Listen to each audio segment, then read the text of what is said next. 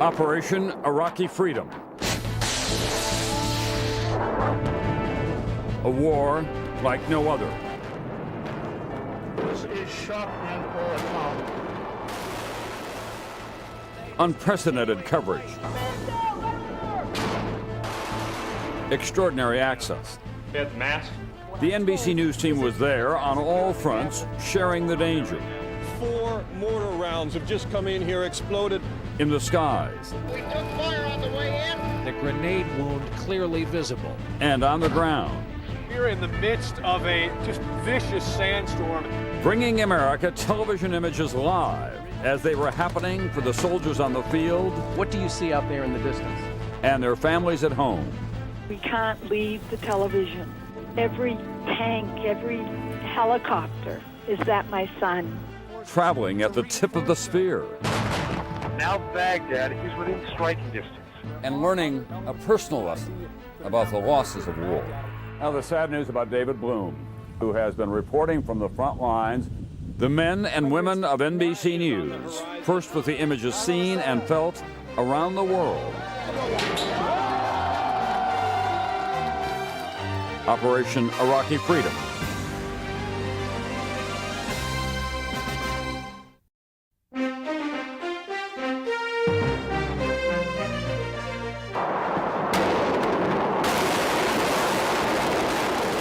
They're taking out whole buildings with these cruise missiles.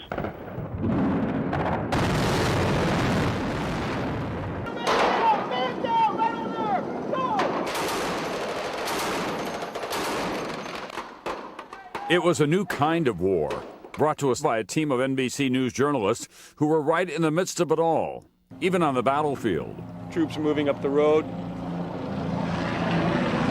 Helicopters now trying to search, see where the fire is coming from. NBC's comprehensive coverage plan included top military experts to analyze daily events, and correspondents, producers, cameramen, and engineers who fanned out across the Middle East to report on the war from Egypt, Israel, Turkey, Jordan, Bahrain, Qatar, Iraq, and Kuwait. I am standing among the foxholes of a number of U.S. Marines. This is where they will eat, sleep, pass the time, possibly even defend themselves until they get the call to go into Iraq. And I tell you, they fully expect to get that call. Some reporters actually lived with the troops, following their every move from the Kuwait desert north toward Baghdad. It was part of an experiment to change the way wars are covered. These are the men and women here who will be responsible for any injuries out here on the flight line. Journalists who were, in the language of the Pentagon, embedded with U.S. forces. Their access was unprecedented. While battle planning continues here in the 101st Tactical Operations Center, vital gear, including transportation and artillery, is still on a ship that won't be arriving in Kuwait until tomorrow. I could walk into, and it surprised a lot of soldiers, into the Tactical Operations Center, a tent that is full of classified computer screens. You can see real-time battlefield movement of troops as they move forward. In a briefing just prior to the war, a group of journalists, all seasoned, kept raising questions. What happens if? Can I shoot that?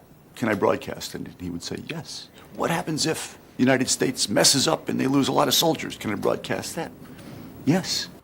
Reporter Tom Aspel was invited to be embedded with the Rangers, one of the most secretive groups in the armed forces. They emphasize this is the first time we've done this. We're very excited about it. We've never been allowed to take press with us. You're going to see some really interesting things. This was music to our ears. But we understood from early on, we heard rumors that the DoD wasn't happy that somebody was going with the Rangers. Brian Williams, who was anchoring from Kuwait and filing reports on the Special Forces, got a rare glimpse into another secret world. These are the men of U.S. Special Operations, and they have never let a camera record these missions until now. They're not like normal soldiers. They're trained under intense conditions. They don't go on normal missions. They live at an airbase here in the Persian Gulf, and this is their ride. We saw things and were shared things that really were unrepeatable. We were told often in advance that the Special Forces soldiers we were around would not like a lot of eye contact. We had occasion to see some of the Special Forces troops who were, shall we say, the target assassins. The ground rules were simple. As long as you don't give away our position, as long as you don't endanger our soldiers as they move north from the Kuwaiti border, you can say and do what you want to do. But there was a wariness on both sides of the camera. There was a serious concern among the U.S. military, and quite frankly, a legitimate concern, that reporters have a tendency to want to give so much information that it could jeopardize the lives of troops. At this point, you're just waiting for more orders, and you've taken a defensive position, correct? Yes, that's correct. We started digging in. We're going to take in defensive position right now. Okay, thank you very much. We're going to back ourselves up here so we're not interrupting this Marine's job because he's got a battle to fight there. They were very nervous about it. One of the lieutenant colonels said, well, why don't we just invite the Iraqi enemy into our planning tent as well? When they announced the embed system, I thought it would be a crapshoot. Not everybody is going to get in the front with the first guys to get into Baghdad. Reporting on this war wouldn't be easy. The embeds would have a lot to learn in a short amount of time. F-18 streaked in, dropped 500 and 1,000-pound bombs on some anti-aircraft guns and also on some old armored troop carriers of Soviet vintage. I remember feeling like I did when I studied for the bar exam, cramming so much information into my head in such a short period of time about a world that was utterly foreign to me. They'd also have to live just like the troops, enduring every hardship they did. I did keep thinking to myself that I'm 42 years old, and 60% of the Marine Corps is under the age of 23, and I'm thinking, I'm not going to be able to keep up with these guys. Wearing that flak jacket, it weighed a ton. It wasn't designed to be worn 20 hours a day, and this thing was agony. Then there were the technical challenges. New York, this is Kerry. How to get the story out, to transmit the images and sounds of war back home from the middle of a battlefield. The NBC News team relied on satellite phones, video phones that worked through laptop computers, and video uplink dishes. I have you. And David Bloom had his own secret weapon, the Bloom-mobile. How does this work? Well, suffice it to say it works. How about if we just leave it at that? I mean, basically what we've done is we've established the ability to transmit live from this vehicle using a pretty sophisticated camera, which can be outside the vehicle and take the bumps and the jars. We were the only people covering the war that could broadcast full broadcast quality video as we're actually moving across the desert.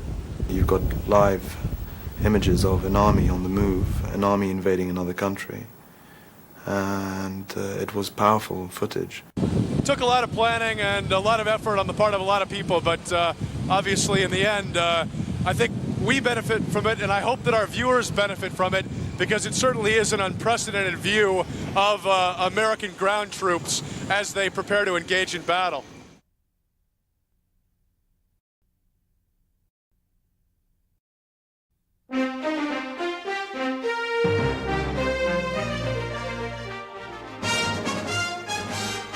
Target Iraq. This is a special edition of NBC Nightly News with Tom Brokaw. The United States and Great Britain today gave up the idea of winning a second UN resolution authorizing a war against Iraq. So tonight, President Bush will go on national television where he will deliver a final ultimatum to Saddam Hussein. Monday, March 17th, the battle lines were drawn. Saddam Hussein and his sons must leave Iraq within 48 hours. Their refusal to do so will result in military conflict, commenced at a time of our choosing. It was 4 a.m. local time when Marines here at Camp Shoup gathered around a television to hear the president's speech. Their refusal to do We gave them a return feed so they could watch the president's speech. So we all watched it together, and then we realized, oh, this is it. Today, there is a new sense of urgency among the Marines. They may be headed north. Most training schedules have been called off now. Non-essential equipment is being stored. Saddam and his sons say they will not leave Iraq American forces on the Iraqi border are on short notice to move out in what now has been officially labeled Operation Iraqi Freedom. With many here now believing war is imminent, they are fine-tuning their weapons and today mapping out battlefield plans with rocks and sand, key objectives marked by bottles of Tabasco sauce. At the 101st Forward Air Refueling Point, last-minute zeroing of gun sights on Apache attack helicopters. More force, more pressure. And other preparations, too. A class on how to deal with prisoners of war, taught by a New Orleans policeman called up in the reserves. Soldiers of the 101st today, ready to go to war, singing a song from World War II.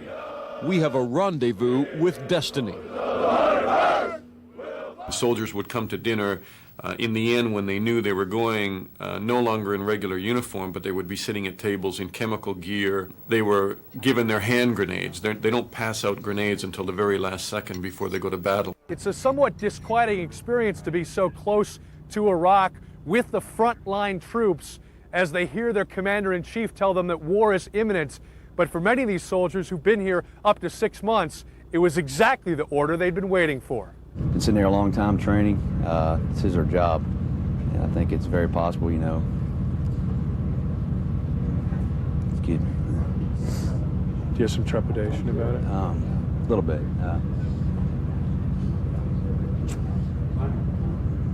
I'm sorry. It's okay. No, it's fine. Tell me what's going through your mind right now as you're thinking about it. Just my family, my wife. Commanders were preparing the troops psychologically for what may lie ahead. Most here have never seen war. Many are teenagers. It's normal to feel a lot of uncertainty in what we're about ready to do. As the build-up to war intensified, tension grew in the Kuwait desert. NBC's embeds had become friendly with many of the young soldiers who would soon be heading into harm's way. We were with about 900 men, mainly men, or I think 1 or 2 women out of that 900, and I can tell you now I know probably 200 of them by first name. But as the clock on President Bush's 48-hour ultimatum wound down, the prevailing feeling was one of impatience. Their mood was, let's get going already. Let's get this thing over with. They wanted very badly, as they would all say, I want to go north, I want to go south. Either one, just get me home. And after a while, you started feeling the same way. Let's do this thing now or go home, because the sitting around was driving everybody batty. They're very enthusiastic, raring to go. We're with what's called the Raging Bulls Tank Company of the U.S. Army's 3rd Infantry Division, and we are standing right on the Iraqi border. As they wait, they are exposed to Saddam Hussein's missiles and possible chemical attacks. NBC's Dana Lewis tonight with the 101st Airborne. Dana. Roller coaster day for troops out here in the desert. The near constant whine of sirens forcing us to don these masks, come out to the bunkers as we are now. This siren just went off about 10 minutes ago, and we're sitting here waiting for an all clear. I really found it difficult to sit in there and watch some young soldiers who actually had tears in their eyes as you look through the glass eyepiece on their masks. It was very difficult to sit through those drills, and not just one of them, but sometimes you'd get 3 in 1 hour. It was incredibly frightening the first time. I remember putting the gas mask on. I remember hearing my labored breathing through it. I could even hear my pulse in my ear. In the Kuwait desert, an American armada of military power surging to the north through miles of open desert toward the border with Iraq. Convoys miles long and stretching to the horizon of tanks and armored assault vehicles, bristling with heavy weapons and thousands of warriors from the 1st Marine Division, moving into position, ready to attack. Aboard the aircraft carrier Constellation in the Persian Gulf, a pep talk for war. When the president says go, look out, it's hammer time.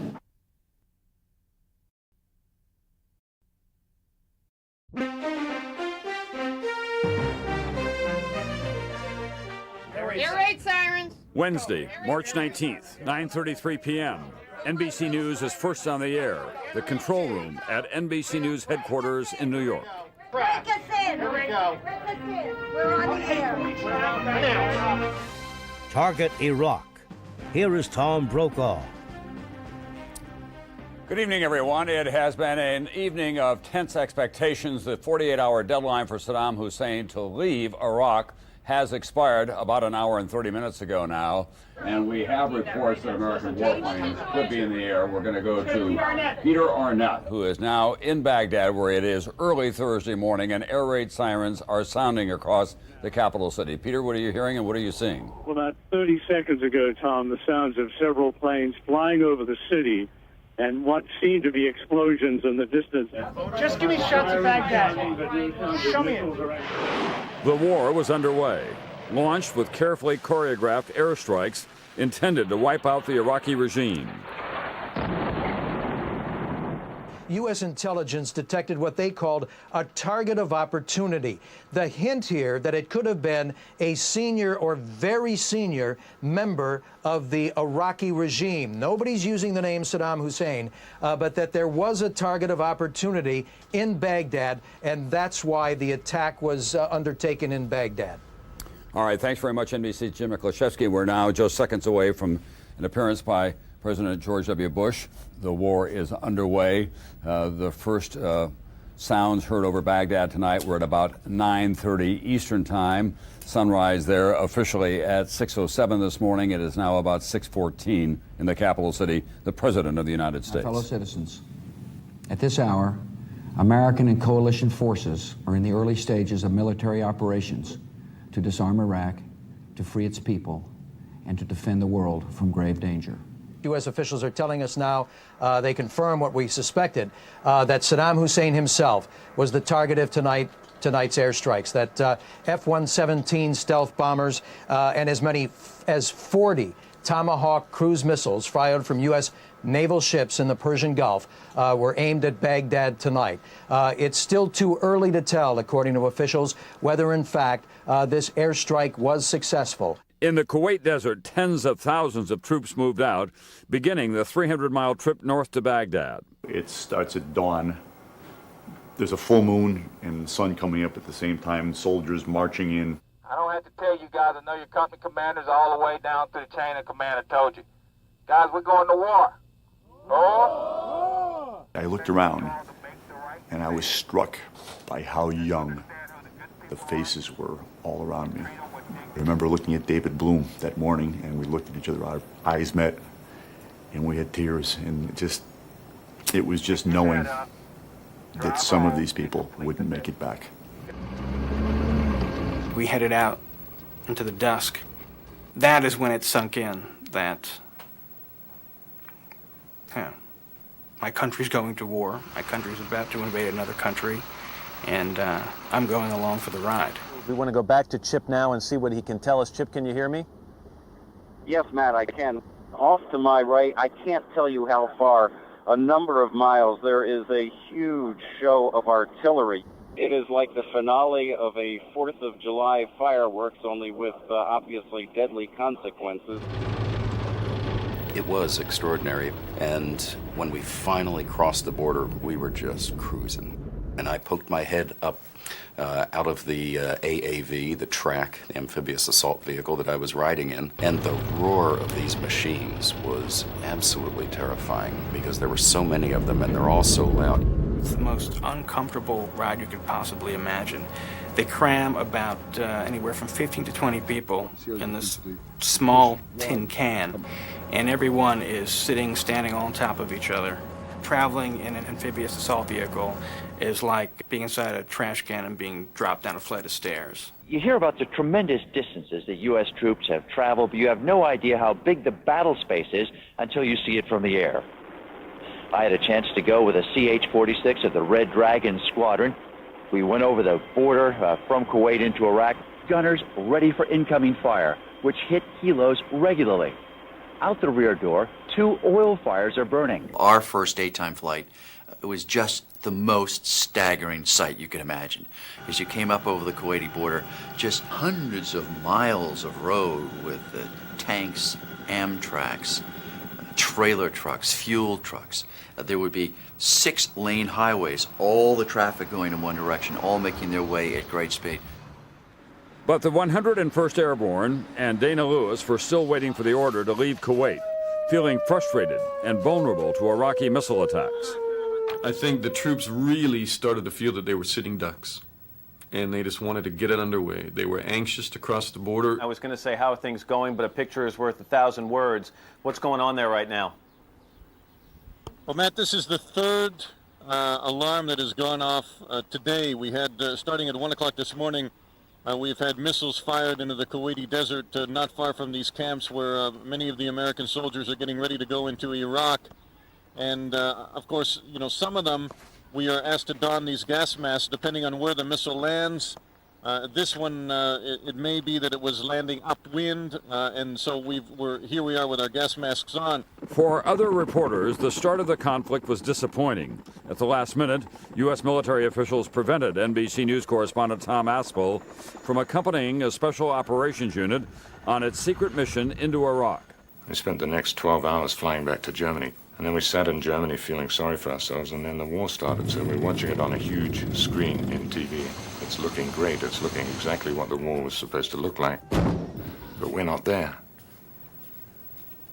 It was really, really disappointing. Good morning. Rolling toward Baghdad. U.S. troops are on the move through the desert in southern Iraq. But few viewers who tuned in to NBC's Today Show were disappointed. They saw something unprecedented in war reporting. David Bloom reporting from the Bloommobile as he traveled with the tip of the U.S.-led Spear.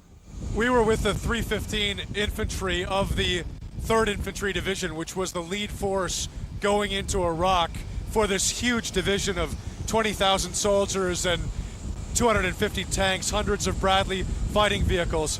What they did was they first spent about a half an hour hitting 2 Iraqi observation posts with artillery. Iraqis began surrendering even before U.S. troops crossed the border. NBC's Kelly O'Donnell joins us tonight from Gotthard. Kelly? Good evening, Tom. The first report came into U.S. Central Command from what I'm told is a young Army captain in the field. His account, Iraqi soldiers were coming toward him across the Kuwaiti border in small numbers. In 2 separate incidents, first 15 Iraqi soldiers, the second 2 more. They gave themselves up voluntarily to Kuwaiti forces and to the Army's 3rd Infantry Division. Turn around, kneel down. Iraqis started pouring out, hands up, ready to surrender. But what was Saddam Hussein's fate? Hours after the initial strikes designed specifically to take him out, these pictures appeared on Iraqi television. Some U.S. officials wondered whether the subdued man with the unfamiliar glasses, reading listlessly from a lined pad, was actually Saddam or a double. Tonight, some analysts believe this is Saddam, but think the message may have been taped before the first air raid. So the question remains, is Saddam dead or alive? You can only imagine how frustrating this is to American intelligence and to the leaders all the way up to, of course, including President Bush. But they do not know definitively whether or not Saddam Hussein did survive. And what had happened to shock and awe? The overwhelming air assaults on Iraq expected to launch the war. The Pentagon's campaign was originally dubbed Shock and Awe, but could be called today Shock and Pause, as the U.S. military steps back to assess just how far they might have to go to reach their ultimate objective, and that's to drive out Saddam Hussein.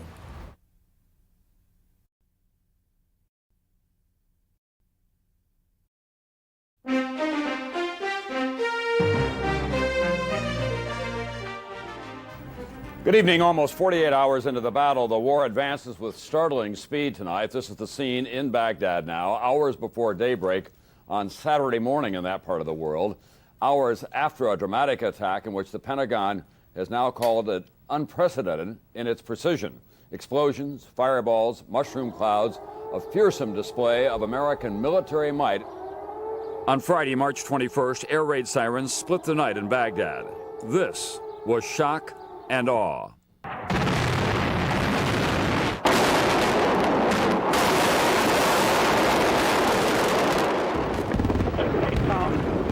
We felt the vibration of that one almost knocked me off my feet in the hotel room here. That was a major building in the presidential palace opposite 3 major buildings. 4, Tom, hit a mile away from us. You'll see the pictures now. There's considerable smoke. There were 4 buildings, 2 of them prized possessions of President Saddam Hussein.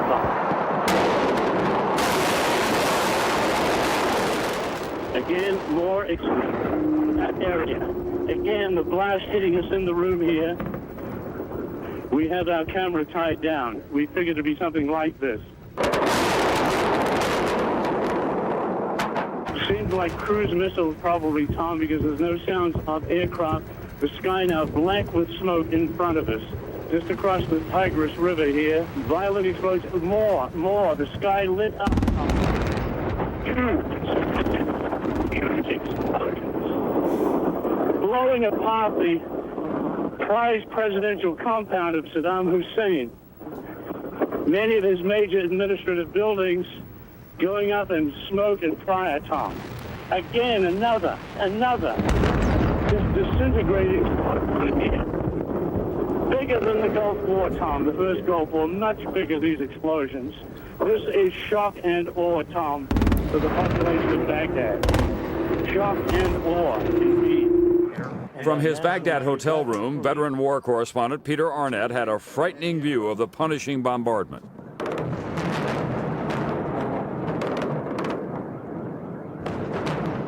The main palace building gone up totally in smoke. Just all gone away, Tom. Just blown apart. We had a ringside view of right in front of us, these major buildings. Secondary explosions, more coming in. More, maybe they're secondary explosions. Every strike has the same devastating pattern. First the light, then the sound, and a powerful blast of hot air that nearly knocks us off our feet. Even though most targets are a mile away, I've never felt anything so intense. One building after another going down, Tom. Right in front of us, at least 10 major buildings destroyed, Tom, in the course of about 2 minutes. An amazing sight. Just like out of an action movie, but this is real. This is real. This is shock and awe, Tom. 500 to 600 cruise missiles from U.S. warships and Air Force B-52s, followed by waves of B-2 stealth bombers and stealth fighters, dropping 2,000-pound bunker buster bombs. And every weapon is precision-guided, deadly accuracy designed to kill only the targets, not innocent civilians. What is taking place today is as targeted an air campaign as has ever existed. The night sky just lit up. There were cruise missiles in the sky, and it was an awesome sight. With the night sky aglow, even in the southern Iraq desert, more ground forces charged across the Kuwait border. Those armored formations are going to move very, very quickly. It wouldn't surprise me if the 3rd Infantry Division's lead elements have covered somewhere between 150 and 200 miles at this point. Tom, we're just rolling along. It's nighttime now, obviously, here in Iraq. It's coming up on 9:10, 9:15 at night. So it's been almost 23 hours now since this force first crossed into southern. Large force, the 2nd Brigade of the U.S. Army's 3rd Infantry Division. And they're just rolling along here, moving north toward Baghdad. Tom, if you can just visualize this, it's pitch black out there. There's 1,000 or more armored vehicles, 3,000 or 4,000 wheeled vehicles. They're moving in complete blackout conditions, night vision goggles. And while they're moving, they're engaging enemy forces on the move and nailing them at 3,000 meters. They're the first army in history that actually knows where they are in the dark. NBC's Brian Williams is in Kuwait City, where the sirens have been sounding again tonight. Brian, are the people of Kuwait able to watch the ground action as the American ground units begin to move north? They are. The coverage, of course, being beamed globally. People in disbelief that with this war, the new marriage of technology, both militarily and in television, that they can watch the actual units like David Bloom's moving north through Iraq, and there is palpable excitement that this neighbor to the north, this tyrant, may not be a problem much longer. But 2 days into the war, what impact would shock and awe truly have? As we've seen plenty of shock and awe today, American commanders are convinced that's what it will take to spur the Iraqi people to action against Saddam Hussein. But NBC military analyst William Arkin warns that shock and awe can cut both ways. While Iraqis might turn on Saddam for making them a target, they could end up hating Americans more for dropping bombs. All of the entire Desert Storm, 330 weapons landed on Baghdad in 43 days. Today, 330 weapons landed on Baghdad.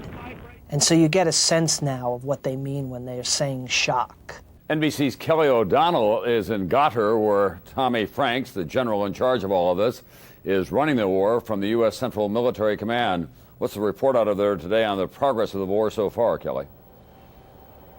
Good evening, Tom. Senior CENTCOM officials tell me that the air war is so far going as expected, and they say that the first real sign of assessment will come when daylight returns here not long from now, when they can get their first visual assessment of what has happened.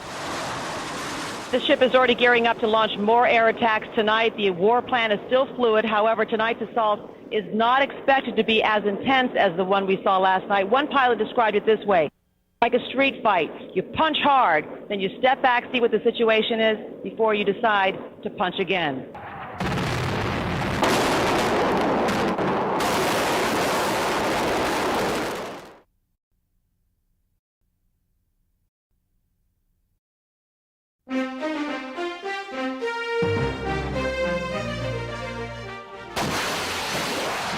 Combat operations have met with resistance in a number of locations, the most notable of which is in the vicinity of An-Nasiriyah. The military called it the Nas. The discussion was that the movie title would be 11 Days in the Nas, because this whole picture of the U.S. military just pushing right through Iraq met a huge stumbling block in Nasiriyah. There was a heavy resistance. Americans were getting killed. It's been the bloodiest day of the war for American forces. At least 10 more U.S. Marines were killed, 40 more wounded in fierce fighting at Nasiriyah. It was a fight no one anticipated so early in the war. Just 2 days after the massive shock and awe campaign, coalition forces found themselves doing battle with an enemy highly motivated and difficult to identify. What we find ourselves running into are these militia units. The Saddam Fedayeen, the Al-Quds, volunteers, the Iraqi intelligence services.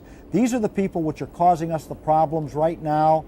One of the things that they're worried about most is a group called Saddam's Martyrs, a tough, tenacious fighting force that American and British soldiers have met before. Here is Sarah James. Founded by Saddam's son, Uday, after the first Gulf War, the Fedayeen undergo terrorist-style training at a camp south of Baghdad. Expert estimates put their numbers at anywhere between 15,000 and 60,000. They are well-armed, well-trained, and well-paid by Saddam's regime. What you have here inside this city, right over there, is you have snipers, Iraqi soldiers who've taken positions, and they're moving within the city, putting their heads out windows, taking shots at the U.S. Marines as they move through, and it's a very difficult environment for them to work in. The Marines' mission in An-Nasiriyah to secure the 2 bridges that led to Baghdad. But with the attacks from paramilitary fighters, that proved to be far more dangerous than anticipated. We actually pulled into our position maybe about a mile from where the bridge actually was. And then the whole thing erupted. The artillery, the helicopters, the infantry, they wanted that bridge.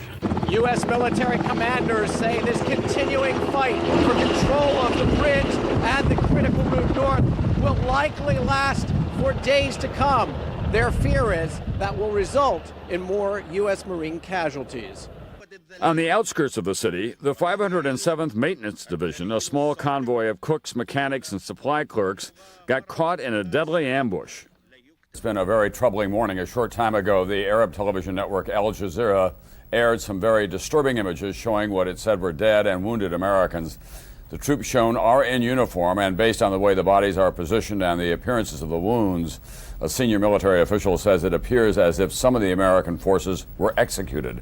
The Al Jazeera videotape also shows 5 other captured Americans being interrogated. One is a woman. What's your name? Shauna. Shana? Yes. Where do you come from?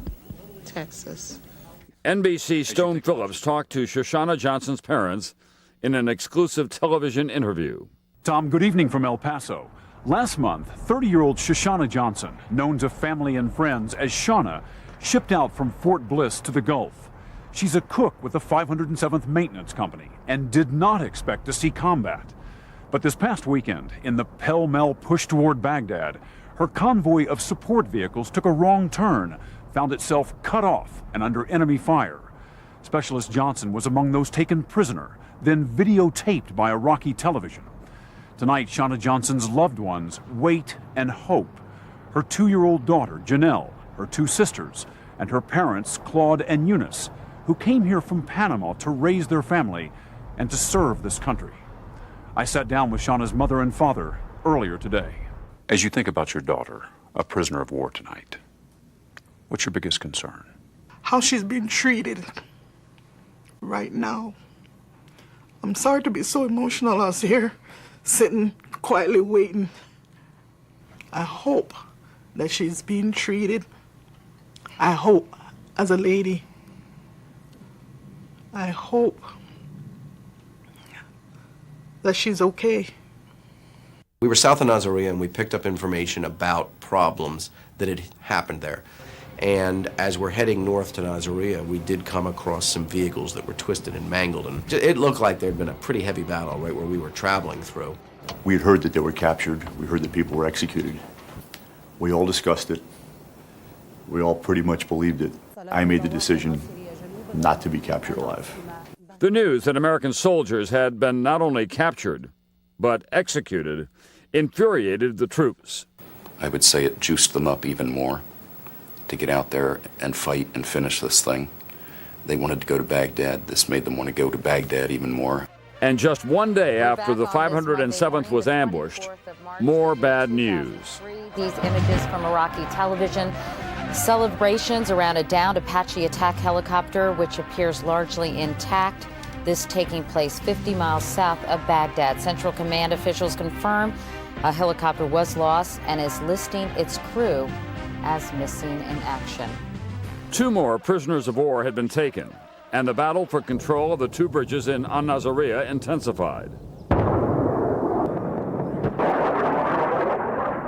9 days into the Battle of Nasiriyah, U.S. Cobra gunships firing down into the streets of this city as U.S. Marines target the Fedayeen guerrillas. We were more or less trapped under a bridge that went across the Euphrates, and most of the battles were across that small gap of water. With our unit, it was a scout sniper unit. Their orders were anything that moves over that side of the river, man, woman, child, dog, cat, take it out. We have to get down on this bridge as much as we can stand up on it because of snipers. The tension level is at 100%. Everybody's on their toes.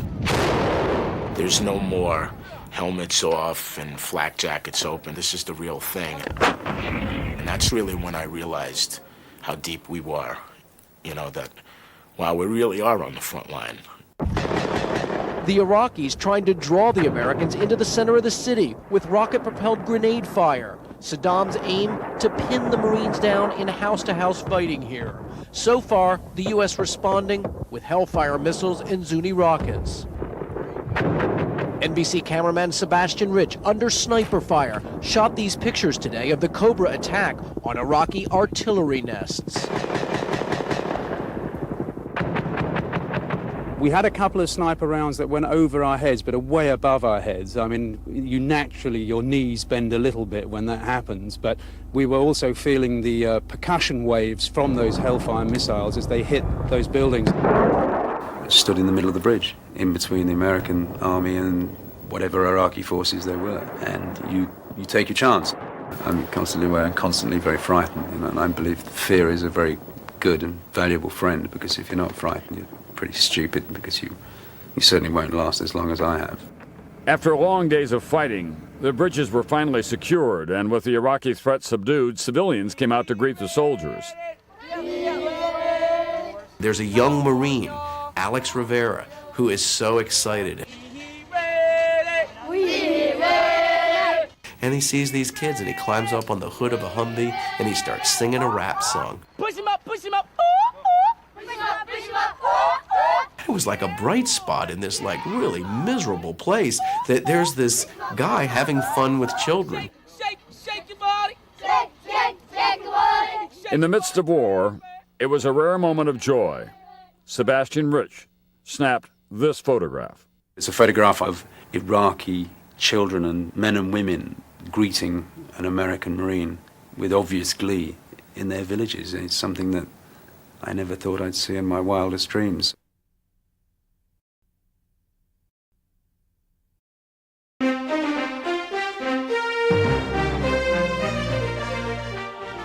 I am absolutely filthy. We have been out now sleeping on the ground, literally in a garbage dump last night, in a landfill, in a sewage fill the other night. My hands are black, my face is black. I haven't showered in a couple of weeks. This is all I've worn in the last several weeks. And that's what the Marines have gone through. Although they were there only to cover the war, NBC's embeds lived just like any of the warriors, any warrior, in the middle of fierce combat. What they are doing here is literally digging in. They do that so if there is any shrapnel flying across the field at night, any artillery or mortar rounds fired at the camp, it will fly over them if they are down below the surface of the ground. And that is hard work indeed, believe me. We have had to do it ourselves. It was like taking a bunch of soft, white-collar guys and putting them out in a construction job. My back was in agony for the first few weeks, and my muscles hurt from the top of my head to the bottom of my feet. Obviously, we don't get a chance to change or take a shower or anything like that. This is the first time I've taken off my sunglasses, which I hope I haven't lost here in a while, because once we start rolling again, the dust kicks up, and it makes it very difficult to see. It's a good 85 degrees today, and inside this thick mop suit with a charcoal lining, there's no opportunity really for it to breathe. It gets hot. It's a dirty existence. 34, 37 days I was with these Marines, and I got one shower, and that was lucky for me. Basically what we're eating are things like this. This is the chicken breast strips with chunky salsa, courtesy of the U.S. Department of Agriculture. And basically what you do is you open these things up, and they contain a heating unit, which is actually this flameless heater right here. And what you do is you pop it inside this, pour a tiny little bit of water in, and that's how you stay nourished. There was no question in-bed life was challenging, but from the beginning, NBC's journalists knew perseverance would gain them trust and acceptance. You know, I mean, it's not easy conditions, but as I've said, it's, you know, their lot in life is a lot harder than ours, because in addition to everything else, they're trying to fight. We were told, if you eat what they eat, sleep where they sleep, and suffer the same deprivations that they do, they will take you on as one of their own. And they most certainly did. I have to tell you that sleeping in an M88 is not your luxury hotel by any means. It's little cramped quarters, but beggars can't be choosers, and we did catch a few hours of sleep. Producer Leiling Ju, NBC's lone female in bed. There was a large tent. There were 16 of us, 15 men and me, and there was a sergeant major who set up a shelf to sort of give me a little bit of privacy, but I found out a couple of weeks later that I didn't have the privacy I expected, because the Army supplies them with night vision goggles. But there was one thing the embeds had that the troops did not: satellite telephones. How's the baby? He's good. He has your eyes.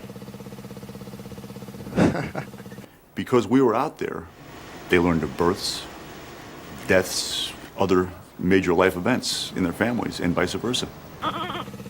Wow. Yeah. Came out big, huh? Yes, bigger than they told me. It's impossible not to be in these harsh conditions without getting to a point where you actually care about each other. You hear about each other's families. You'd be inhuman to not care about the people. But as a journalist, you feel like, well, I want to keep this professional distance. And what would happen if the journalist had to report news that was unflattering to the U.S. forces?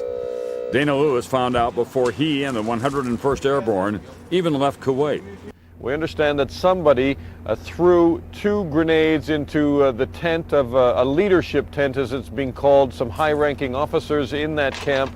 Initial reports indicating 10 people were wounded, 6 of them seriously. Major Trey Kate telling NBC News Now that there is a missing soldier from that camp, and he is being sought after as a possible suspect in this incident. We obviously wanted to report on that story. It was a major story. So the next day, when there was a memorial for the soldiers who had been attacked, in fact, we were left behind and we weren't taken to the base. And when I asked our colonel about it, why didn't you allow us to cover that very public event? He said, look, you should be thinking about the war now. Why are you still covering this story for a second day? It did begin to give us a window on perhaps one of the drawbacks of the embed process. It was a real challenge editorially because every day, beginning of every report that you started, you had to constantly separate the word I and we. And you had to constantly keep reminding yourself that you're there just to observe and document what they are doing. Still, with their unprecedented access, the embeds gave us what we had never seen before. A fascinating, very close-up look at modern-day war. Just before dark here, a firefight in this Iraqi neighborhood. This is a very fast-moving force by traditional military standards, but it's still a long train, if you will, a long convoy. Is it difficult to determine who the civilians are and who the Iraqi military is? Yes, it is. They are going after the Fedayeen, but certainly they are a problem that needs to be dealt with before this movement continues northward. It really is amazing that you can take some reporter in his 40s who's got no military background whatsoever and put him out in a war zone with a bunch of Marines from 18 to 20-something and have them get along like old-time best buddies and do something really important and really meaningful.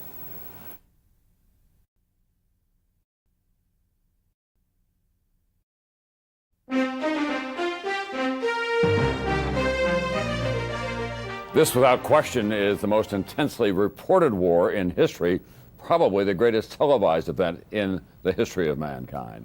We are watching live pictures of a fierce firefight that is going on in the port city of Qasr. Vehicles approaching from the east, Cat! It's Cat vehicles from the east! For the first time ever, stories from the battlefield broadcast live. You're really getting a close-up look at war live on television.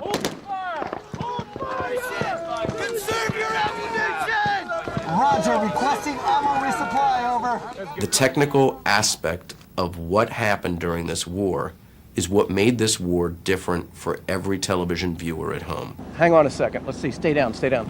Viewers at home were watching this as it happened, as it developed, every little piece was coming together. So as I'm crawling up there, people at home are kind of like, oh my God, I wonder what's going to happen. What do you see out there in the distance?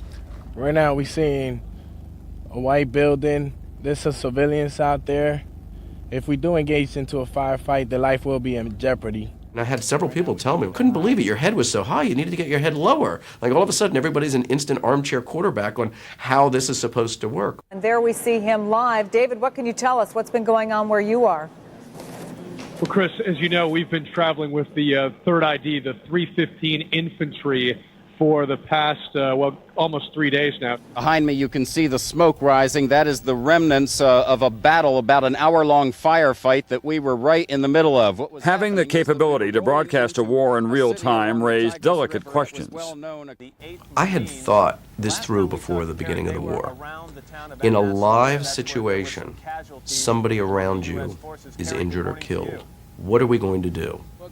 One day we were filming a live stand-up with Kerry, and out of the corner of my eye I saw a medic Hummer come through, and a staff sergeant was whispering in my ear, "There's wounded coming through on here." And we want to go back to him for a quick update, Kerry, on the injured. That's been a very difficult couple of days for the forces that you're traveling with. It has been particularly difficult. You're looking at pictures right now of doctors, Navy corpsmen working on 3 Marines who were wounded down. You've got to remember, this is live picture going into people's homes of wounded American soldiers. Now, you can bet your bottom dollar there's a very good chance that this kid's mum is watching this, right? And this kept occurring to myself and Kerry while we're filming. Kerry later taped an interview with one of the wounded soldiers who wanted to talk on camera. How are you? I'm all right. Just hurts pretty bad. And then as we got to the end of the interview, I said, well, is there any messages you want to send home? Mom, Dad, I'm all right, and I'll be back when we get back. We finished, and that was that. And I thought for a moment, as everything was sort of taking a pause, I've got a satellite phone right here. Maybe he wants to talk to his mom. Well, not only is his mom thrilled to hear from him, she'd been watching the Today Show. She had seen that live report. Well, now here she is talking to her son. I just wanted to call and talk to you. I'm okay. I got shot in the hand, so I got to have surgery on it. The bullet's still in my hand, but other than that, I'm okay. It airs, and as I later found out, it became a rather momentous occasion in embedded journalist history, which of course is brand new. There really is a formal process by which family members are informed of what's happened to people in the field. And all of a sudden, it had changed. They'd seen it live on television. They'd made the call. Son got to talk to mom. And yet, for families of soldiers and embeds alike, seeing pictures of loved ones in the midst of war was a double-edged sword. It was particularly tough on my wife. And therefore it was tough on me. Good morning, Matt. I'm on that bridge, a bridge that crosses the Euphrates River, as you say, and another bridge about 2.5 miles north of here that crosses the Saddam Canal. 10 Marines died fighting to get control of these bridges. This whole live aspect of the television, as unique and as incredible as it was, also brings a certain amount of immediacy to the battlefield that brings home, if that bullet comes flying across and you're in the wrong place, get killed. So I completely understand why she limited her viewing and at one point really just stopped watching it. Early in the war, the mother of a fallen Marine pilot spoke these memorable words about the impact of a televised war. I truly admire what all of the network news and all the new technology is doing today to bring it into our homes. But for the mothers and the wives who are out there watching, it is murder. It's heartbreak. We can't leave the television. Every tank, every helicopter, is that my son? And I just need you to be aware that technology, it's great, but there are moms, there are dads, there are wives out there that are suffering because of this. That's all. That's why I'm doing this. That is so eloquent, and it's so appropriate, and we will do whatever we can to reinforce that message repeatedly. We have talked about it here, but probably not enough, because war is not about technology. It is about life and death, young men and young women putting their lives on the line in the service of their country. That's right. And behind every one of those dots that we show you on a screen, or behind one of those computer-generated graphics, there is a life that is at risk. That's right. Thank you again.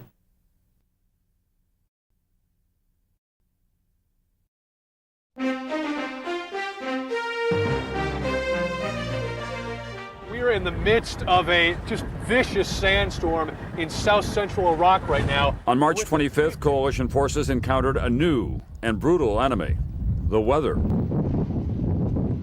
And I'm going to break another one of these chem lights so that you can get a little bit better view of us. The sun doesn't set here for another hour to hour and a half, and yet you can't see 3 feet in front of you. The day began with fierce winds kicking up the desert sand. David, weather has been a major concern. I understand some nasty storms have been rolling through your area. What's the latest on that? It is a major concern, Matt. The wind has been gusting here 30, 40, 50 miles an hour all day. Chip Reed is reporting with the 1st Marine Division. Chip, good morning to you. And tell me, are the same sandstorms affecting your positions?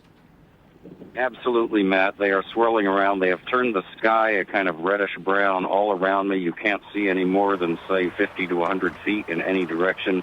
I am cowering behind an armored vehicle right now in order to make this call. If I were to step out into the wind, I wouldn't hear you and you wouldn't hear me. Imagine, 60-mile-an-hour winds in a world filled with orange baby powder. That's what it was like, and it was in your eyes, in your ears, in your throat, in your nose, all in your chemical weapons suit. It just got everywhere. I think a lot of the soldiers are getting the same thing called like desert throat, where you're just losing your voice because the dust is just awful. They blinded you, they suffocated you, they made life impossible. The smallest chore took 10 times longer to carry out. By the end of the day, the blinding sand was more than annoying. It was creating serious problems for the troops. Sandstorm, one of the hazards of desert warfare, how it has slowed the Allied advance. No one had a more intense experience in today's sandstorms than NBC's David Bloom traveling with the 2nd Battalion, the 3rd Infantry Division, east of Karbala. It's been a day of frustration for these soldiers. Sand has been whipping across the Iraqi desert all day, gusts up to 50 miles an hour. Here, a maintenance crew tries to repair the engine of a broken Bradley fighting vehicle, trying to keep the American war effort on track. If we don't get this engine done, it could be our life. What happens is, as they're trying to do the repairs, the sand is just whipping in, and it makes it very difficult with the sand sticking to the oil. Very tough for anybody to see anything at all. I remember people back in New York saying, "Will you white balance the camera? It's red, it's red." I did. That was the color that we saw there. The sand is also causing problems for the close air support this tank brigade requires. These units rely upon Apache attack helicopters. They simply can't fly in this weather. The supply lines, what you've got is you've got supplies coming up to these forces from hundreds and hundreds of miles from Kuwait in terms of fuel, in terms of food, in terms of water. And the fact of the matter is, well, we're not running critically low on those supplies. We are running low. So for those reasons, the sandstorms will likely delay any action from this division in terms of a cohesive big fight for at least a day, perhaps more. It basically shut down the convoy for 3 days. It meant that we were down at one point to 1 MRE, 1 meal, 1 bottle of water, and we didn't know when we'd be getting the next. It is orange, it is rust, it is just this brown muck that we're standing in the middle of, and what you're seeing at home on your television set is exactly what we're seeing out here. And the weather just didn't let up. Around 4 o'clock this afternoon, the sky suddenly turned a rusty red, and then an hour and a half before sunset, black as night. By nightfall, rain had moved in, making an already miserable day seem intolerable. It was darkness during the day brought on by sandstorms so thick they shut out the sun and slowed down the coalition drive for Baghdad. First sand, then slashing rain and sheets of lightning have left U.S. troops fighting not just the Iraqi soldiers, but also the forces of nature. You've got Marines who've been out here for 3 days involved in a very tough urban battle, who had to put up with a sandstorm today. They've only had maybe in some cases 1 or 2 hours sleep in the last couple of days. They have really been engaging the enemy here, and now it's going to be a miserable night because the rain is coming down, and it's a heavy rain here. The storm brought dust and sand from as far away as Egypt and Libya. It was a day no one in the Iraq desert was likely to forget, and when it was all over, David Bloom recounted his view from the middle of it all. The wind has been gusting here 30, 40, 50 miles an hour all day. We're in south-central Iraq right now with the 2nd Brigade of the U.S. Army's 3rd Infantry Division. It's blowing really hard. We're all wearing these. I feel like I'm on the ski slopes in Colorado or Utah or something like that. It has really kicked up, as you can see, in the last half an hour or so here. The wind is just blowing really fiercely. I'm going to have my photographer, Craig White, pan off here, and you can barely see anything. The wind has really picked up in the last half hour or so, and now the visibility is virtually nil. What's incredible here is now it's about 45 minutes to an hour later. It's about 5 minutes after 5 o'clock in the late afternoon, and it's actually much brighter out now than it was, say, 45 minutes to an hour ago. It's definitely a function of the lights at this time of day, but it's also been the function for the last couple hours of just the wind and the sand just literally enveloping us in darkness. NBC's David Bloom with his intrepid cameraman, Craig White, tonight, one of the best with the 3rd Infantry Division battling that severe sandstorm. The weather is supposed to clear sometime tomorrow.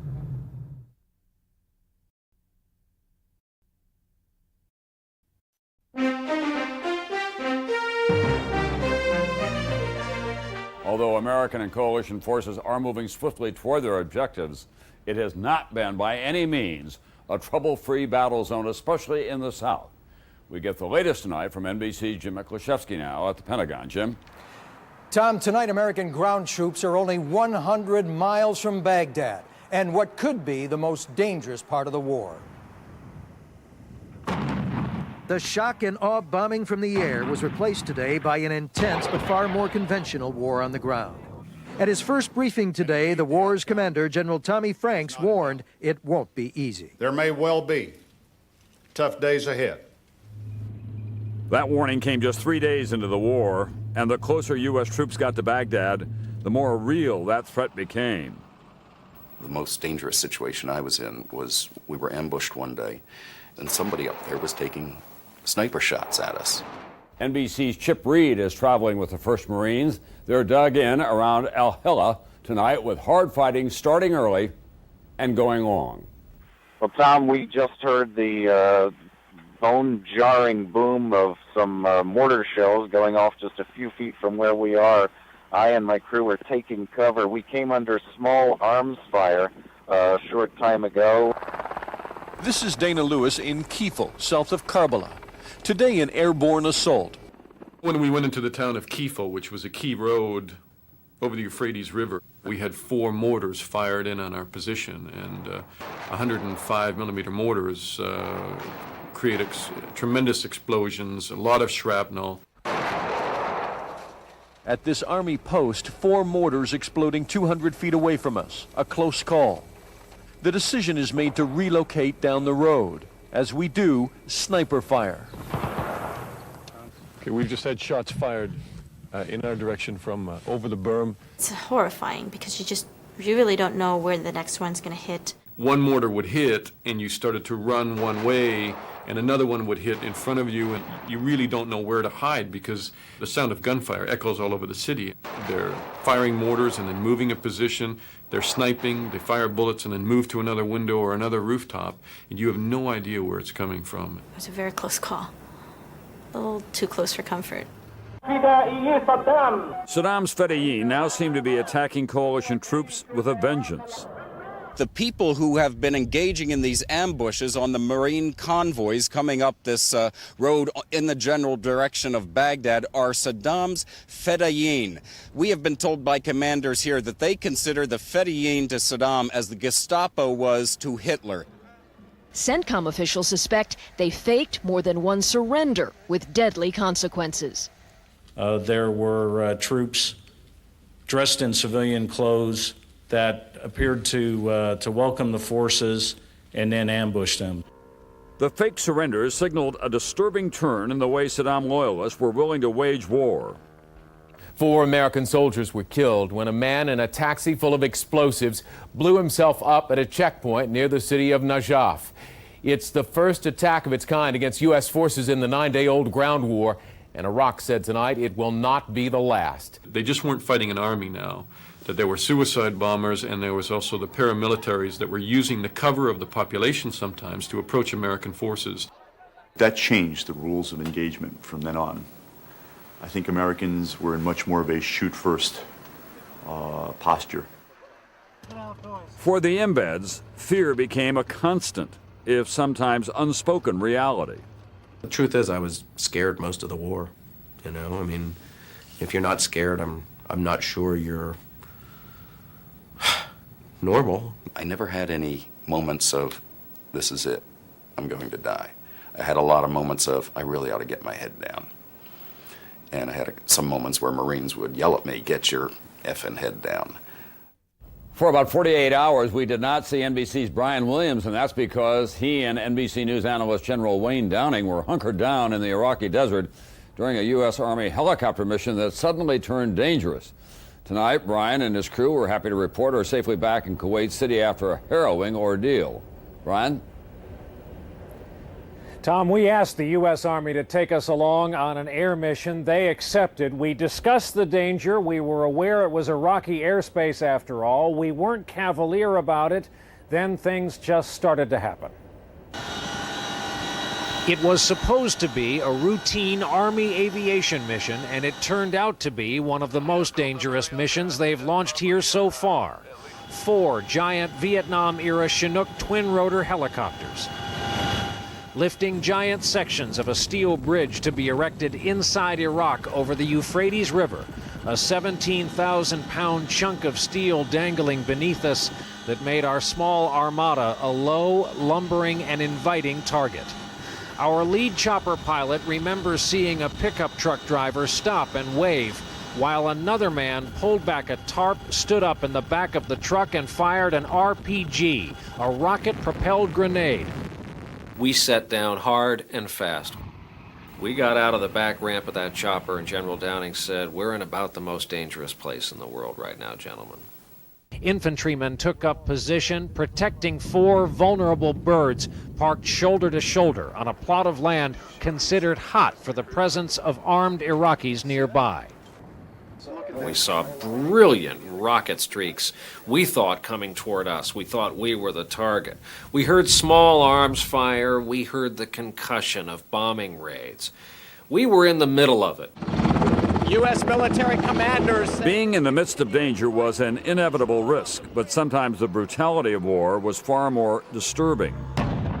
We've got 30 casualties, 3-0. On this day, it started early and just kept coming. Constant stream of choppers and trucks bearing patience. And for Tim Eulinger, out of the chaos, destiny arrived wrapped in a blanket. Then I saw it reveal the face of a little child, a little 3-year-old girl. Well, the second I saw her eyes, I knew that it was really bad. I'll just never get that image out of my mind. They couldn't do anything for that little girl. You know it's a war zone, but you are never prepared for what you see. The bodies were still in the cars days later, and then you would have dogs eating the bodies of men. And there's the smell, and it's really gruesome. And there's just death everywhere on some of those roads that were leading to Baghdad. It's now 7 o'clock in the morning, and this hotel, which is surrounded by Serb militia, is still under attack. Death that included the loss of friends. ITN's Terry Lloyd, one of 15 journalists who died during the course of the war, was cameraman Sebastian Rich's best friend. He was killed by friendly fire, so-called friendly fire. You know, what a terrible name that is, friendly fire.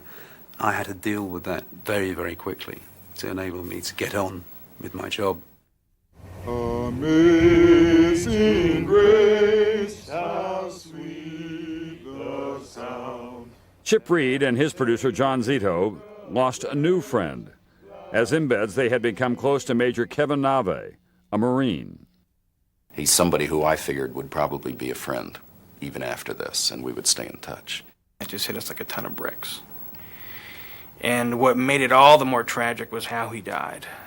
He was run over by one of the Marines' own vehicles. The man was crushed in the middle of the night by a bulldozer. In recent days of intense combat, the men of the 3rd Battalion rarely showed emotion over their losses. In war, they said, there is little time to mourn, the battle taking all of their strength. Our heart is heavy, the loss is real. Today, with a lull in the fighting, these Marines took a short break from war and gave themselves a chance to grieve. Somebody started crying, and the floodgates opened, and there were people crying all around me. These kids put up such a rough exterior and try to come across as tough and pretty macho, and then all of a sudden you just see them all crying like children. Grace will lead me home.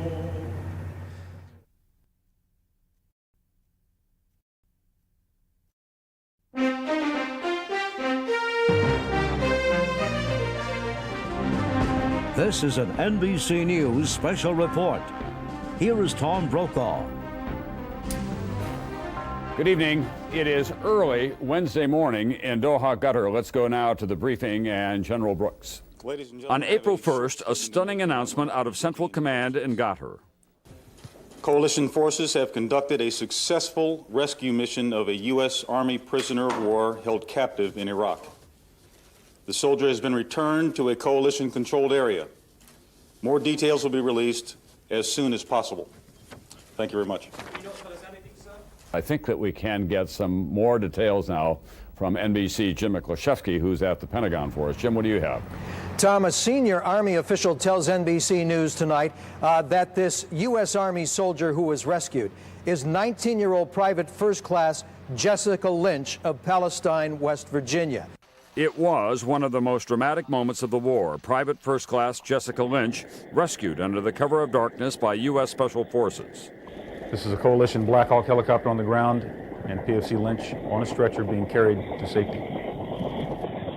Good evening. Late news from Iraq tonight. A daring rescue mission in the middle of the night has found and freed an American who'd been missing in action. A young soldier from West Virginia, still a teenager. When she disappeared, her father said, "I just want them to bring her back safely." Tonight they have. Here's Dennis Murphy with the latest. The freed POW was a member of that maintenance supply convoy from Fort Bliss, Texas, that took a wrong turn during the early hours of the battle for Nasiriyah and found itself caught in a deadly Iraqi ambush. And only hours later, television pictures of 5 of them were being broadcast around the world. Terrified young Americans being interrogated. But Private Lynch was not one of them. Her father, Gregory Lynch, spoke to the cameras. Jessie's a wonderful daughter, and we hope for her speedy return. NBC's Kerry Sanders and his team in An-Nasiriyah had known for days that a top-secret rescue mission was in the works. I'm invited down to a meeting, and they say, "Kerry, it's going down tonight. Special Forces is going to go in, and they're going to rescue Jessica Lynch. And it's going to happen at 12:30 tonight." Obviously, can't report anything about this. The story had been slowly unfolding for days.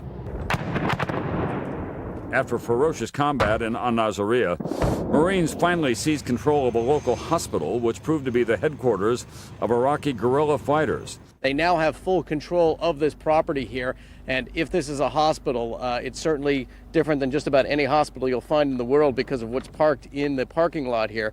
Kerry got an exclusive look inside. We're in a room here in the hospital that has a bed, but it also has some other things here. Staff Sergeant, what does this mean to you when you see this battery here?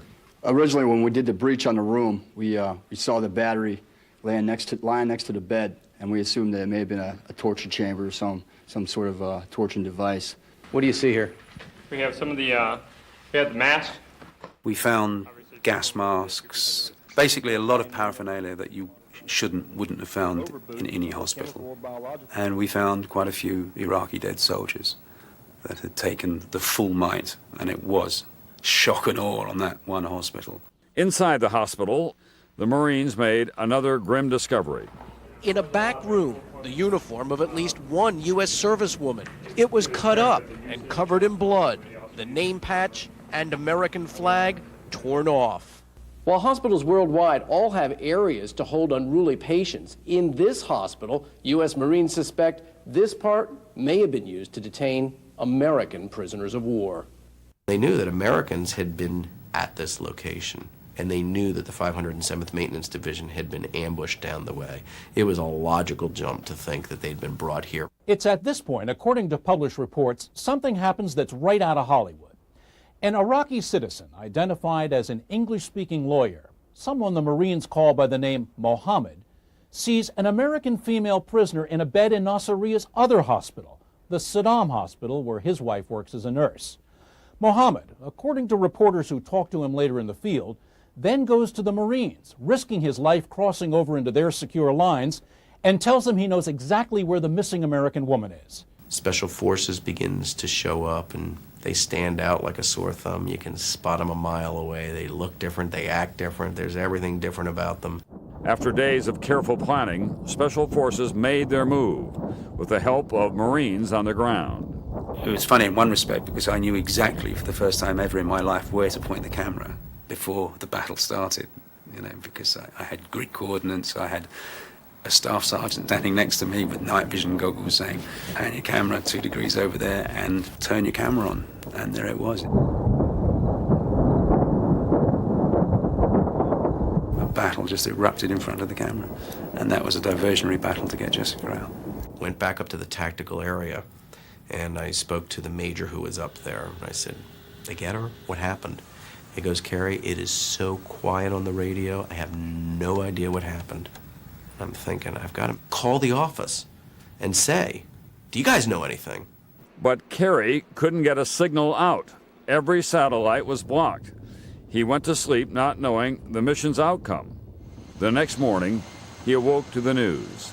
Everybody is celebrating, it's big news, everybody's very happy. And so all of the information that I had, all of these sort of details now, after the fact, was put together for the first time. NBC's Kerry Sanders was with the 8th Marines when the first tip came in. The rescue operation began with a fierce barrage from the 2nd Battalion 1st Marines, firing on Ba'ath Party headquarters to draw out Iraqi soldiers. That diversion providing cover so Special Operations Forces could drop into Saddam Hospital. Within hours, Army Rangers, Navy SEALs, and Air Force pilots were executing a rescue operation. That morning, Kerry spoke directly to Jessica's father in Palestine, West Virginia. Thanks to the wonders of modern technology, Kerry Sanders is in Nasiriyah. He's an NBC correspondent, and he was following the story, Mr. Lynch, of your daughter's rescue. Kerry, can you tell Mr. Lynch just any pertinent details that he might find interesting in terms of Jessie's rescue? I think what he would probably find the most interesting is how closely this was being monitored by Special Forces, and before that, the Marines who are here. We're with the 2nd Battalion 8th Marines. They're the ones who went in on that first hospital location. I think it's important to note that there are civilians here who continually passed information back to the U.S. military, giving information of where she was. And eventually, as late as yesterday, a note came out. It was a handwritten note. According to the person who looked at it, it appeared to be written in a woman's handwriting. It was in English, and it said, "She's still alive. She's in XXX room of the hospital." The rescue of Jessica Lynch became one of the most memorable moments of the war. A morale boost for all those on the ground, all those at home, and for the 3 NBC embeds who kept the lid on the story for days. You're doing great, Jessica. You're doing wonderful, okay? Welcome back. Just like I told you, okay? We're on a plane now, and we're going to go to Kuwait, okay? As you know, Mr. Lynch, this is a happy ending. Your daughter's been pulled out of there alive. Yes, sir. Well, thank And we goodness. thank you.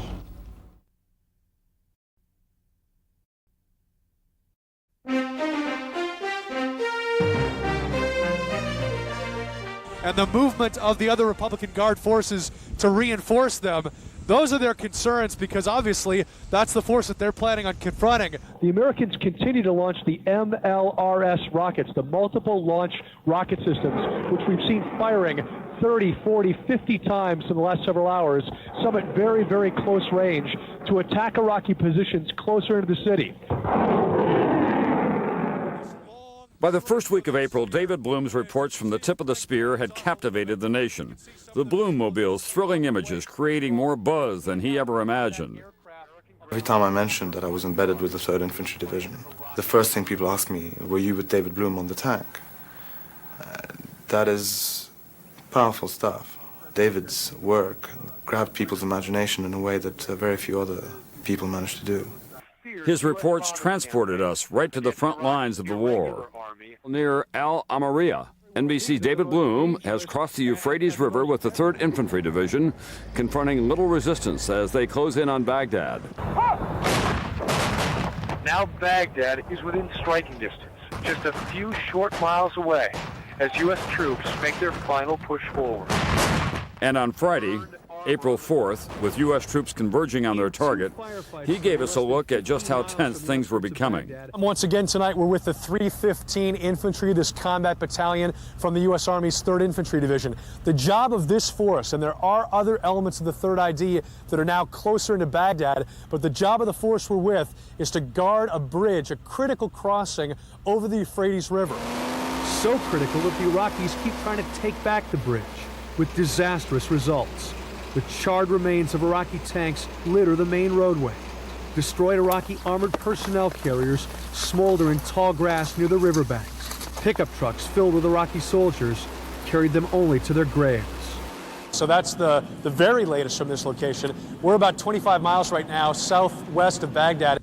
But sadly, the reports David filed on April 4th would be his last. Good morning. Sad news today from the front lines of Iraq. NBC's David Bloom, a husband and father, adventurous spirit, and our colleague, died overnight. We'll remember his life today, Sunday, April 6th, 2003. For the first time in 5 days, this force is once again on the move. If I could ask my photographer crew to pan forward here, you can see... Welcome to Today. I'm Soledad O'Brien. And I'm Matt Lauer. Katie Kirk joining us from Washington, D.C. this morning to say it's a difficult morning. Doesn't even come close, Katie.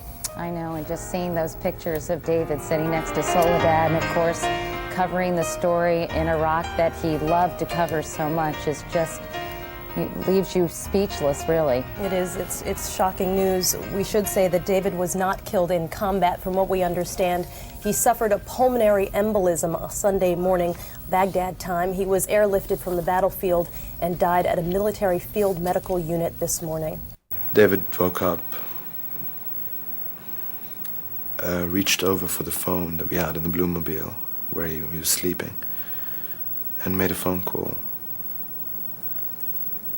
And last time I saw him completely fine was when he came out of that car, having just hung up, and he was smiling to himself.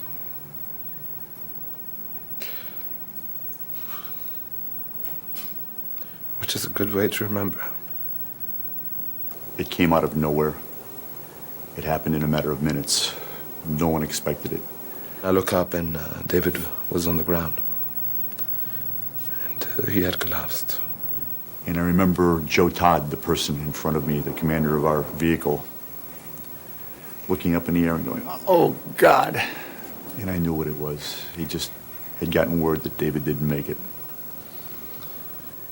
And I remember biting my lip and just holding back tears, looking up in the sky, and saw this one hawk over the top of us, over the battlefield, and it just kept circling, going higher and higher and higher, and I lost it into the sun, and I kept thinking that was David's spirit.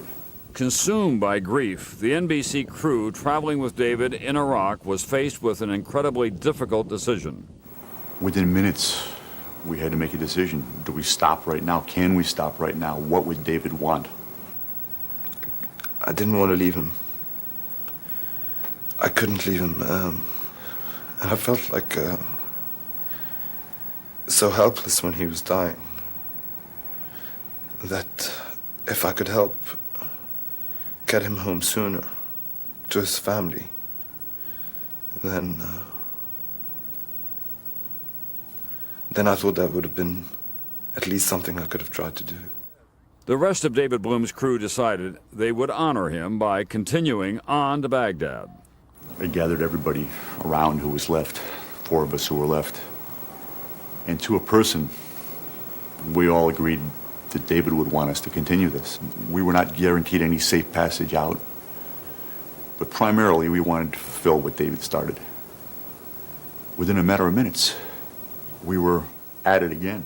On the air, NBC News devoted much of the day to honoring one of its brightest young stars. Now the sad news about David Bloom, our dashing and resourceful correspondent who has been reporting from the front lines. As he roared across that desert, you could feel the country's heart pounding, so people saluting, people cheering, and all of us at NBC feeling this enormous pride in the Bloomster. NBC News President Neil Shapiro said, David Bloom was one of the best in the business. He was relentless in his drive to get the story first and get it right. He loved nothing better than being out front on a big story. In the last few weeks, that is exactly where he was.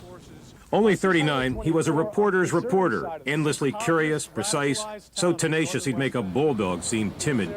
Wanting to spend more time with the wife and 3 daughters he adored, in 2000 he began co-hosting Weekend Today, endearing himself with his boyish charm. Let's make some cotton candy, because I know my kids are watching, and if we don't use this big machine, they'll be really disappointed. The same puckish good humor he carried into the Iraqi desert. Oh, what are you doing? David Bloom, a rich life and career that was gung-ho, glorious, and all too short. His love of his life, his wife Melanie, and their 3 darling daughters, was so exuberant, it was contagious. And so this is hard. Our grief is great because the hole is so large. For Kerry Sanders, the grief was overwhelming. Before crossing the border into Iraq, the 2 close friends had shared a special dinner in Kuwait. We sat there for about 2 hours and we just laughed about where we were, what we were about to go cover, doing this thing like pinching ourselves. Can you imagine we're here on this story? 2 guys from Miami getting ready to go and cover this war. Just a few days before David died, they'd even swapped in-bed stories on the air. I'm just curious what your sleeping conditions are like. What's your back like, and how often do you get a chance to take off your vest? I know that you've got an armored vehicle, so I'm not sure whether you have to wear it all the time or not. Yeah, we do take it off absolutely from time to time, and what we've got now is we've got 4 soldiers and my photographer and myself potentially sleeping inside this vehicle. But now that David was gone, it all seemed so insignificant. I really began to question the whole reason of why we're here, and this is stupid, I'm a reporter, this is a war, what am I doing here? What kind of information are we really providing? And all those sort of questions that you do to yourself. You question the whole thing. Then Kerry was reminded of the great sacrifice of war, the grief so many others were enduring. I think Heather Allen, the bureau chief in Kuwait City, said it best when she went to meet David's body, and she said there were so many bodies and every one of them was somebody's David Bloom. And it really put it into perspective that our loss was the same loss that so many other people were also experiencing. A few days later, the 3rd Infantry held a moving memorial service for 3 fallen soldiers, 2 of its own, and for David Bloom.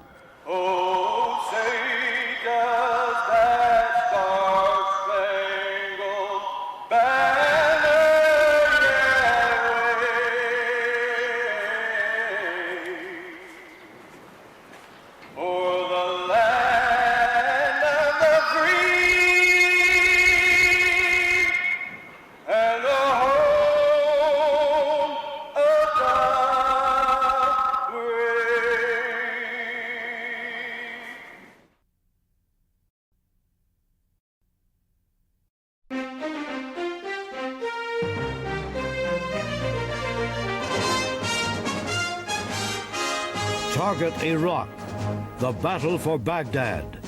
This is a special edition of NBC Nightly News with Tom Brokaw. Good evening. It is now early Friday morning in Iraq, and American forces are at the gateway to Baghdad. Saddam today made another appeal for Iraqis to fight back, and his television network aired remarkable footage of the Iraqi president strolling through a Baghdad neighborhood, followed by a small but enthusiastic crowd. Was it really Saddam? It was the first week of April, and still the question remained, was he dead or alive? Intelligence officials say it appears to be Saddam Hussein. If it is Saddam, it would be his first public appearance in years. But when was the tape made? And does this prove Saddam survived that devastating attack on his bunker the night the war began? The administration tried to downplay Saddam's importance. And whether he is there at the end or not, or found or not, is almost irrelevant. We are almost totally in control of the country. But the fact is, if Saddam is alive, the rest of his regime will certainly be less likely to surrender. Andrea Mitchell, NBC News at the State Department. And what about weapons of mass destruction? Was Saddam hoarding them in Baghdad, preparing to make a last stand?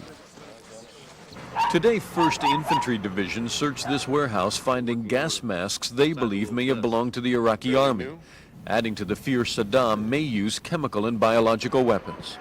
My fear was, the closer that we got to Baghdad, was that there was this trap being laid. One thing was clear, the road to Baghdad would not be trouble-free. This is Chip Reed, south of Baghdad. We're moving on the compound right now. It was the most intense firefight of the war so far for the 3rd Battalion, 5th Marines. All day Friday, they battled hundreds of fiercely determined enemy soldiers.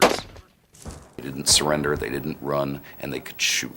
They could aim and they could hit people. And it was really a real war at that point. It wasn't just rolling over them like a steamroller. It was real fighting. But how organized were the Saddam loyalists? On their way to Baghdad, coalition forces had discovered huge caches of unused weapons. At an Iraqi military facility, a massive store of Iraqi weapons, now in American hands. We'll see what we've got here. In dozens of buildings and storage rooms, many underground, Marines found thousands upon thousands of boxes of artillery shells and mortars, grenades and missiles. And in this dark and cavernous room, row after row of landmines that could have been used to kill or maim untold numbers of U.S. troops and Iraqi civilians. It really is amazing, actually, how many weapons had been brought into Iraq and were never even taken out of the wrappers. Still, no one was minimizing the risk. Davy's got the shot! Even as U.S. warplanes continue to pound leadership targets inside the Iraqi capital tonight, U.S. military officials say there are currently no plans to send ground troops into Baghdad and potentially deadly urban combat. We realize that some of the fighting from a desperate, dying regime could be pretty intense. The fear the Iraqis could engage in more guerrilla-style warfare or still resort to chemical weapons. But they have not fought logically from the beginning, and so we in no way discount the possibility they will. They also could use car bombs. Instead, U.S. troops will keep Baghdad and the Iraqi regime isolated, cut off from the rest of Iraq, and attempt to force a possible coup and eventual surrender.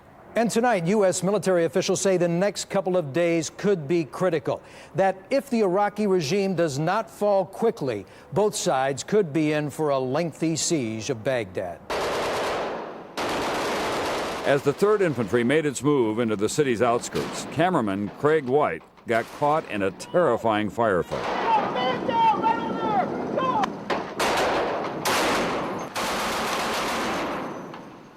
You can never feel by looking at pictures what it's like to be in a battle like that. When large artillery go off, large shells, RPGs go off, it makes your teeth rattle. Fire came from all sides, 360 degrees. My dad just shot me in the leg. I was with a medical team where the wounded were brought in. One American soldier managed to shoot back while still on a stretcher. It was some of the hardest fighting I've been in. I've been to Lebanon. I've been in the war in Israel. I've been to Afghanistan. I've been to Central America. This was mechanized fighting. It was modern warfare. Things really blowing up large. I was with a sergeant, nicknamed Black Hawk Bob Gallagher. 2 Purple Hearts. He took shrapnel on a leg. It didn't stop him. While he was being treated, he was still firing back. I believe 20 prisoners were taken.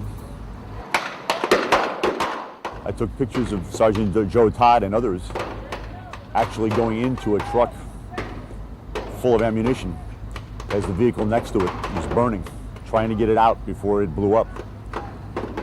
It was down to me giving ammo to people which is something that I never thought I'd have to do before, but I made the choice to do that. Maybe not the correct journalistic choice, but I crossed that line. At that point, it became survival. Saddam's regime was now battling for survival as well. Despite some pockets of stubborn resistance, Baghdad is effectively surrounded. With Army infantry and airborne on the west and the south, U.S. Marines are fighting their way around to the east. And anything moving into or out of Baghdad from the north is bombed from the air. Good evening. Saddam Hussein's 66th birthday is April 28th. That's less than 3 weeks from now. But tonight there's a strong possibility he won't be around to celebrate it. And even if he is, there won't be much to cheer about. As President Bush put it today, Saddam Hussein is losing power finger by finger. And he may have been killed in a massive U.S. bombing strike aimed at him last night. Bulldozers today dug through the rubble, the aftermath of a U.S. airstrike aimed at Saddam Hussein. Based on U.S. intelligence that Saddam and his son Qusay were in this Baghdad neighborhood yesterday, a B-1 bomber dropped 4 2,000-pound bunker buster bombs on the target. But there's still no proof today Saddam or his son were killed in the attack. I don't know whether he survived. The only thing I know is he's losing power.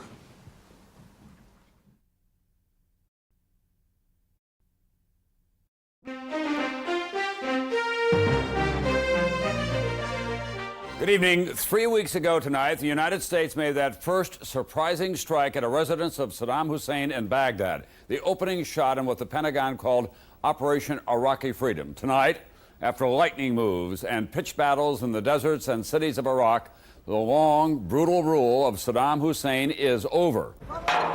Thank you. What's up? Thank you. No Saddam! No Saddam!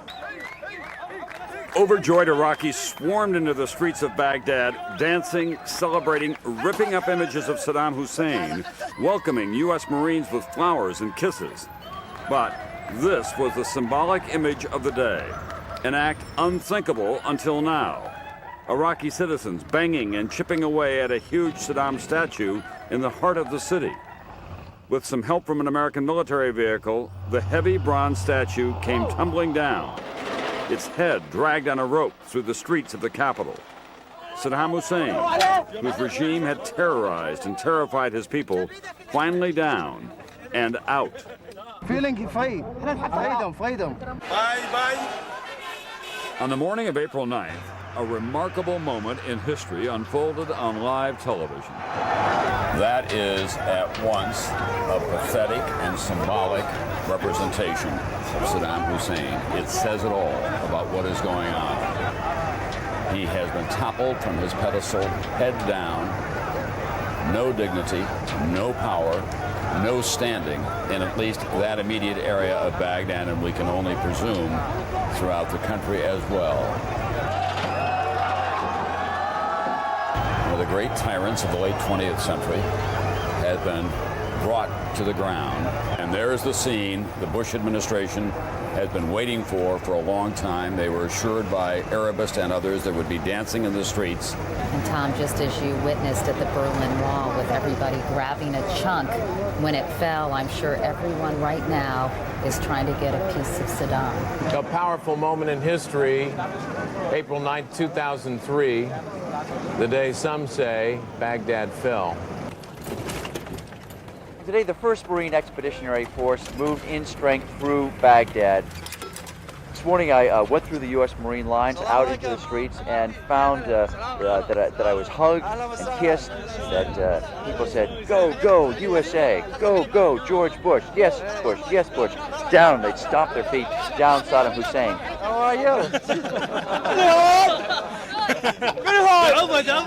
The question had always been, what would it look like? What would the fall of Baghdad look like? And it looked like Paris 1944 in that people were out. They seemed very happy. They were cheering the Marines as they came through. Iraqis are smashing pictures of Saddam Hussein. Others have been taking advantage of the civil disorder to grab what they can. A British military spokesman said this morning that Baghdad now is, quote, in a position to be liberated, end quote.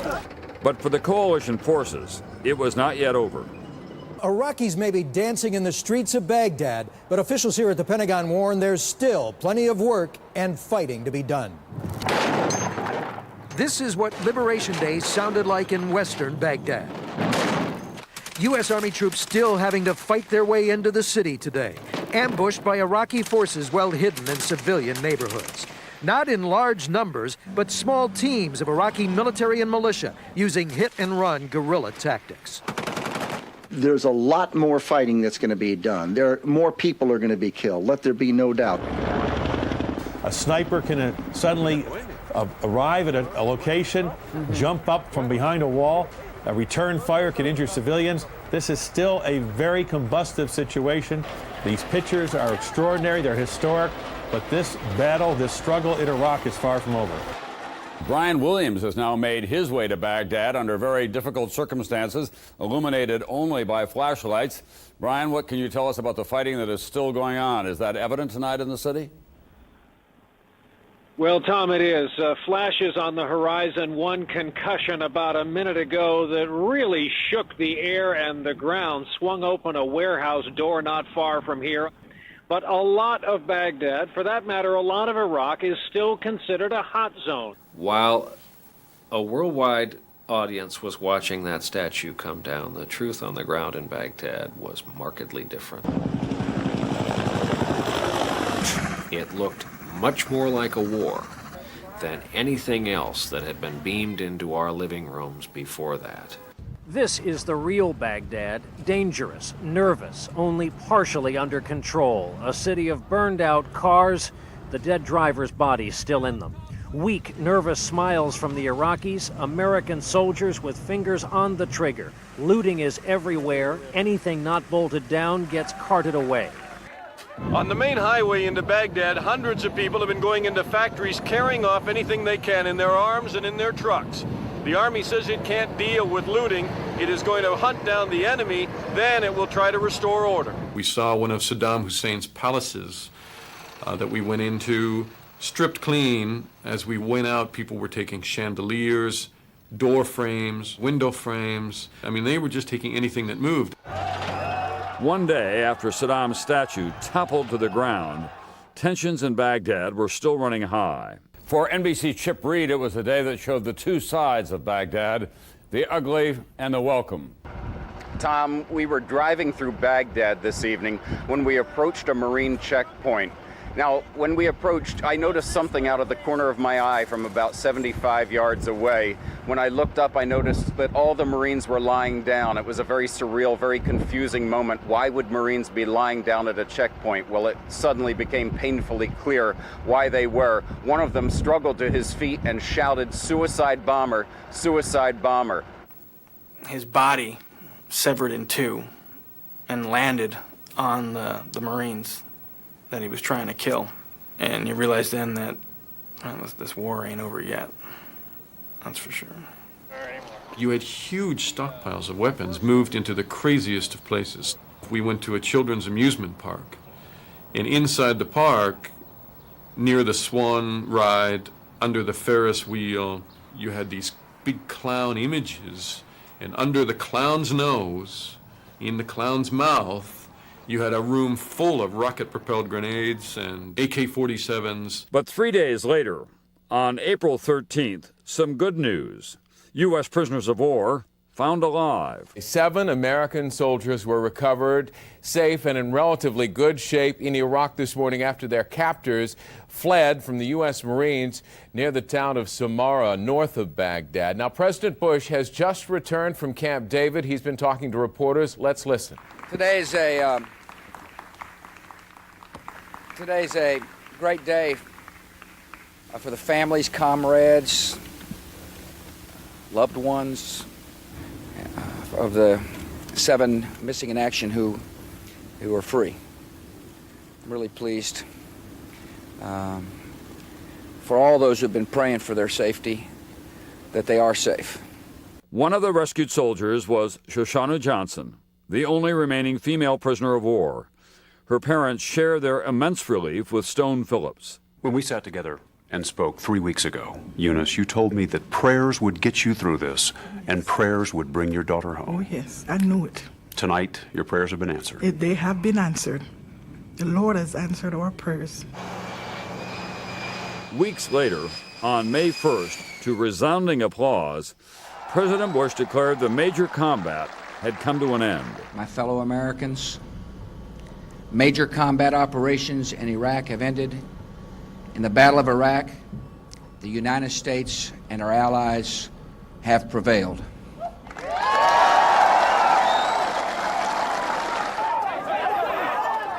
But Baghdad would remain a city in turmoil. Saddam's fate still uncertain. The hunt for weapons of mass destruction still going on. I felt that even though the city began to look more like normal, with electricity coming on and lots of cars out, traffic, buses, stores starting to open, people had no sense of what their future was. And their present was just sort of a modern living hell.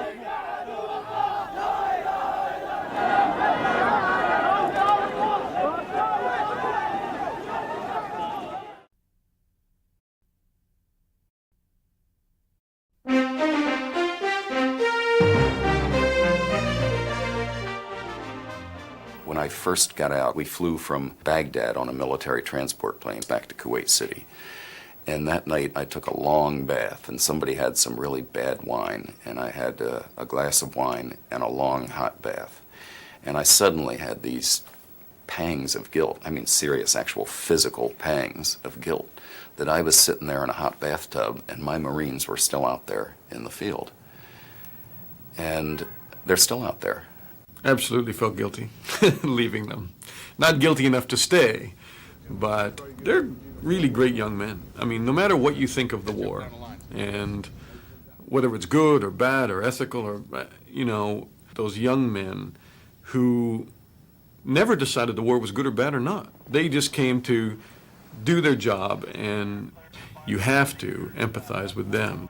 I was in Kuwait in a first-class hotel, 1 minute, in the trenches with battles going on the next, and then, like a switch, a month later, on a first-class flight back home. And that was a bit spooky. The next morning driving my daughters to school, and the morning before that, I'd been in a trench somewhere. You can never leave it. It sort of has to leave you. And it takes a while. All the trappings of modern life as we know it become worthless. To walk into a Starbucks and have people agonize over whether it's a latte or a cappuccino or whatever, it's all meaningless. Little things count. A drink of water, a bite of food, shelter, not getting killed by a piece of metal through the air. And it takes a while to decompress from that. One of the most important lessons I learned, we really do spend a lot of time sweating the small stuff. And, you know, I draw inspiration from some of the Iraqi children I would see.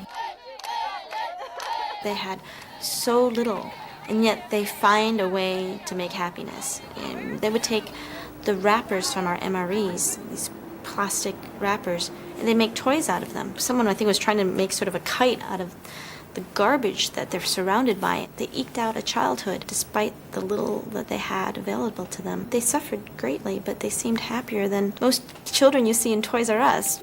The images that will stay with me forever, certainly the memorial service for the two who were killed, and in particular the one who I knew so well, Major Kevin Nave, and just images of him, dealing with him. Certainly the image of arriving back in Kuwait City and going into the hotel suite where our office was and where David Bloom was always sitting at that desk pounding away on the computer. And that was really the first moment that it hit me, that he's really gone. The death of David put everything in perspective for me. It showed me, it might sound corny, but how sacred life is, and how literally at a moment's notice everything can be taken away from you. I remember I was on a plane back to the US the day Baghdad fell, and how insignificant that seemed in comparison to the monumental grief I'm sure his family was going through at that time. It's very hard to say that we were successful in what we did covering this war, because David didn't come home with us. It's hollow, and it'll always be hollow for me because David didn't enjoy it with us. You know, David didn't come home to finish the conversation that we had around the table in Kuwait before the war began.